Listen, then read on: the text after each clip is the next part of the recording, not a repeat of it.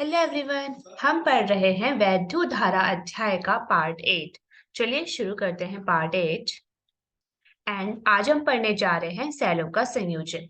उसको संयोजित करने की हमारे पास दो विधियां होती है। एक होती है श्रेणी क्रम में सेल और दूसरा होता है पार्श्व क्रम में सेल। चलिए शुरू करते हैं। सबसे पहले ये बताइए कि हमें सेलों को संयोजन करने की जरूरत आखिर क्यों पड़ती है और सेलों के संयोजन से हमें क्या प्राप्त होता है। तो पहले क्वेश्चन का आंसर यह है कि कभी-कभी हमारे परिपथ में सिर्फ एक सेल से वो वैद्युत धारा की आपूर्ति पूर्ण नहीं हो पाती है। इसलिए हमें एक से ज्यादा सेलों की जरूरत पड़ती है। और जब हम परिपथ में एक से ज्यादा सेलों का प्रयोग करते हैं, तो हमारे पास दो विधियां होती है उसको करने की। एक होता है श्रेणी क्रम में सेल को हम संयोजित करें या फिर दूसरा होता है हम पार्श्व क्रम में सेलों को संयोजित करें। और हम किस फिर हमें ये देखना होता है कि हमारे लिए एडवांटेजेस क्या रहेंगे श्रेणी क्रम के और पार्श्व क्रम के। हमारे लिए क्या फायदेमंद रहेगा सेलों का संयोजन श्रेणी क्रम में या फिर पार्श्व क्रम में। तो आज हम वही समझेंगे कि श्रेणी क्रम में जब सेलों को जोड़ा जाता है तो किस तरह से वो होता है, डेरिवेशन निकल कर आती है। और जब पार्श्व क्रम में जोड़ते हैं तो किस तरह से वो रिजल्ट निकल कर आता है। सेलों को जोड़कर बनाई गई युक्ति होती है, उसे हम बैटरी भी कहते हैं। जो आप बैटरी देखते हैं बेसिकली वो दो या दो से अधिक सेलों से मिलकर ही बनी एक डिवाइस होती है। चलिए सबसे पहले बात करते हैं श्रेणी क्रम में सेलों की। आप यहाँ डायग्राम में भी देख सकते हैं कि हमारे पास जो सेल है, दो सेल हमने यहाँ पे लिए हैं, उन सेलों को हमने श्रेणी क्रम में जोड़ा है। हमें कैसे पता चलेगा कि सेल श्रेणी क्रम में जुड़े हैं?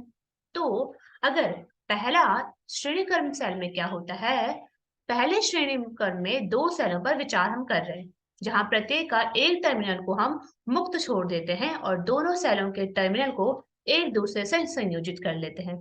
ठीक है, पहले टर्मिनल यहाँ पे देख सकते हैं वो क्या है, खुला छोड़ रखा है हमने ए, एंड यहाँ से है सी।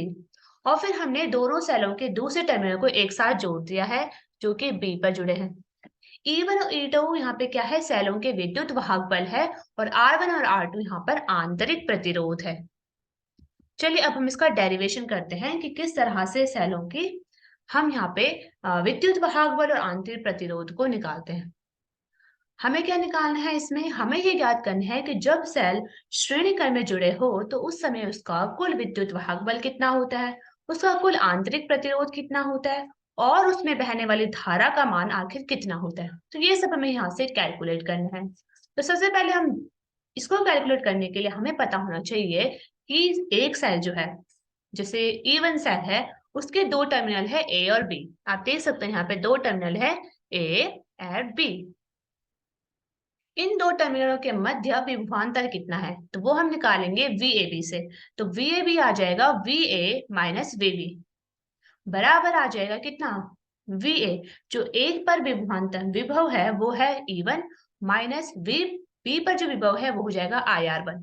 तो इसका जो वो आएगा VAB वो आ जाएगा E1 माइनस R1 दिस। ठीक है, इसे हमने समीकरण 1 रख दिया और इसी तरह से हम दूसरे सेल के लिए भी विभवांतर निकालते हैं। दूसरे सेल के टर्मिनल कौन कौन से है, बी और सी। तो हम बी सी निकालेंगे, यानी कि बी सी के मध्य विभवांतर निकालते हैं और वो आ जाता है E2 माइनस R2, सेम जैसे हमने ऊपर से निकाला है।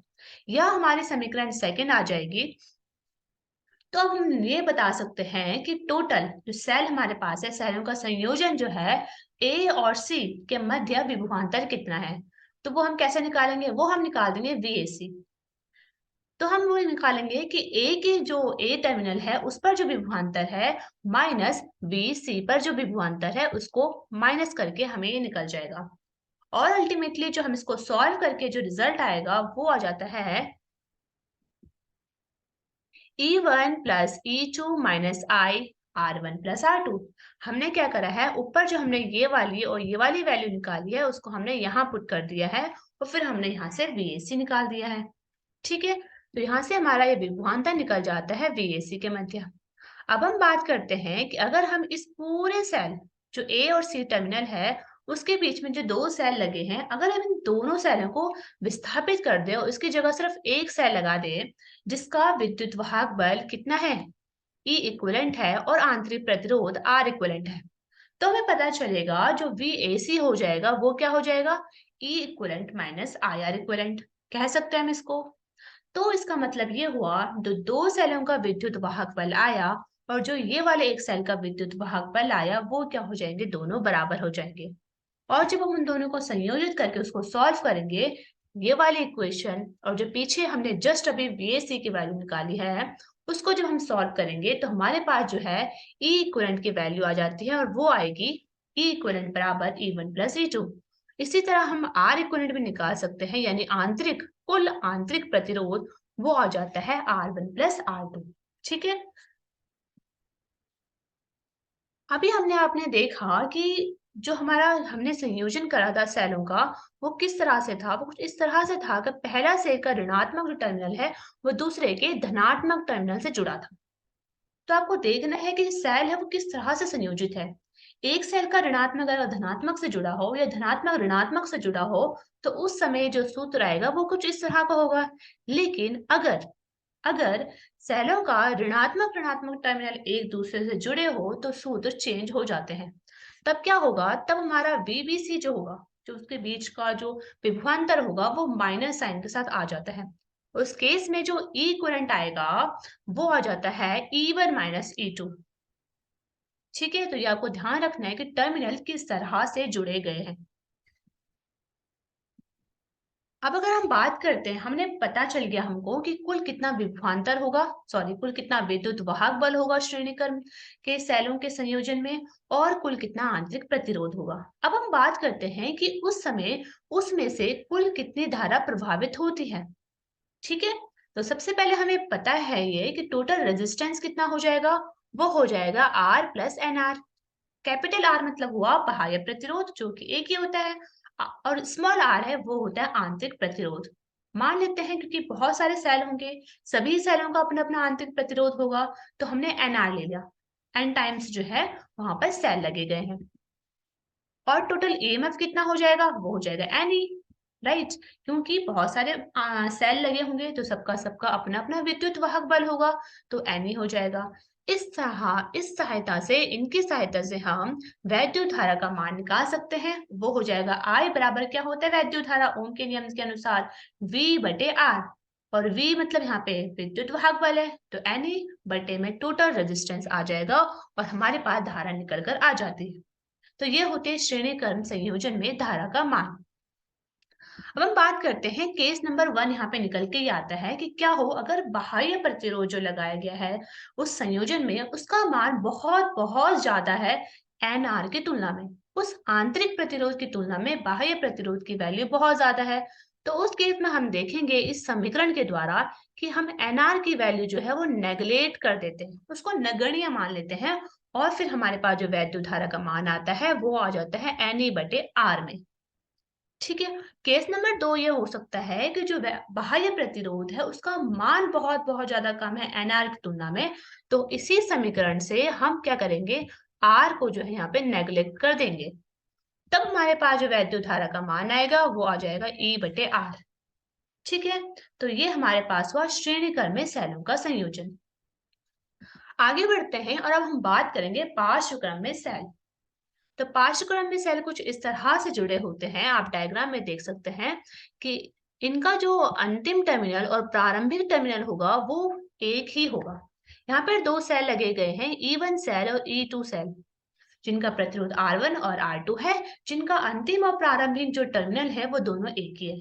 लेकिन यहाँ पर बहने वाली जो धारा होगी वो दो भागों में बंट जाती है। मान लो ये इस टर्मिनल से I1 धारा है, तो इस बिंदु पर आके वो क्या हो जाएगी, वो बंट जाती है, और मान लेते हैं वो I1 और I2 धारा।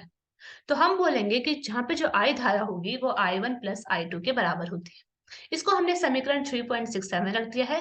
और अब बात करते हैं इनके बीच में विद्युत, इसके बीच का विभवांतर की। अगर हम देखें कि जो V विभवांतर है, B1 और B2 के बीच का जो विभवांतर है सेल E1 के लिए, तो वो आ जाता है E1 माइनस I R1। इसी तरह हम सेल 2 के लिए निकाले अगर अगर सेल 2 के लिए B1 और B2 के बीच में विभवांतर निकाले तो वो आ जाता है E2 माइनस IR2। तो हम यह कह सकते हैं, पिछले समीकरण से हम ये कह सकते हैं कि क्योंकि I बराबर क्या होता है, I1 प्लस I2 होता है। वेट,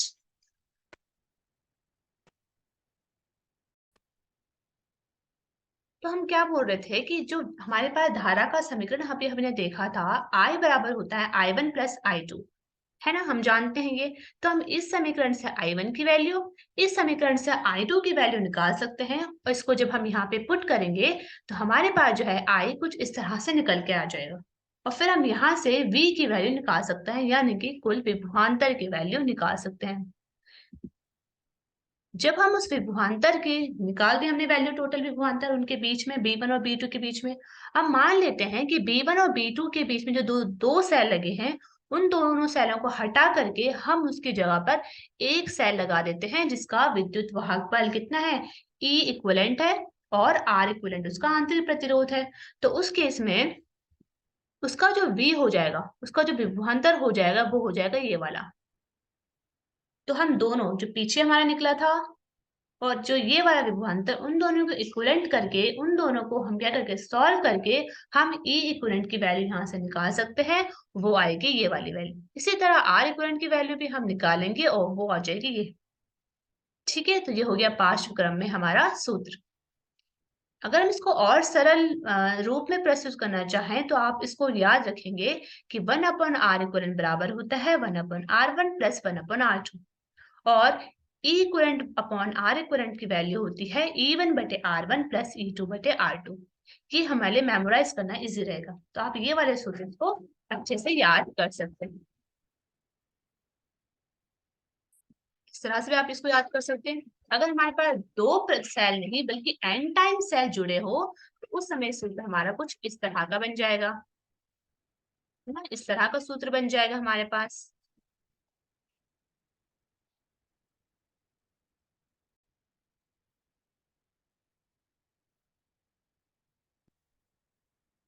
अब हमने विद्युत वाहक बल भी निकाल दिया है और आंतरिक प्रतिरोध भी निकाल दिया है पार्श्व क्रम के लिए। तो अब हम बात करते हैं कि उनमें से प्रभावित होने वाली धारा कितनी होगी। चलिए शुरू करते हैं इसको। तो हम जानते हैं कि जो इसका EMF होगा वो कितना हो जाएगा, कैपिटल E, क्योंकि सभी का जो EMF है वो सेम ही रहने वाला है पार्श्व क्रम के लिए, राइट। तो इसका टोटल रेजिस्टेंस कितना होगा, इसका कुल प्रतिरोध कितना हो जाएगा, वो हो जाएगा R plus R equivalent. R मतलब बाह्य प्रतिरोध और R इक्विवेलेंट कितना है, वो होगा N बटे R, है ना। तो हम यहाँ से धारा की वैल्यू निकाल सकते हैं, वो आ जाएगी I बराबर E बटे R प्लस RN। इसको और अच्छी सी लैंग्वेज में अगर हम लिखें तो वो हो जाता है I बराबर NE बटे N R plus small r। ठीक है, तो ये होगी वैद्युत धारा। इसमें हम केस 1 की बात करें, जब बाह्य प्रतिरोध की वैल्यू बहुत बहुत ज्यादा है NR से, तो उस केस में जो धारा की वैल्यू आती है वो आती है I बराबर E बटे R। और केस 2 की बात करें, जब बाह्य प्रतिरोध की वैल्यू बहुत कम है NR से, तब हम क्या बोलेंगे, I की वैल्यू आ जाएगी NE बटे में R। ठीक है, तो इस तरह से हमने समझ लिया है कि किस तरह से श्रेणी क्रम में सेल और पार्श्व क्रम में सेलों का संयोजन होता है। चलिए अब रिव्यू की बात करते हैं, हमने क्या क्या इंपॉर्टेंट जाना।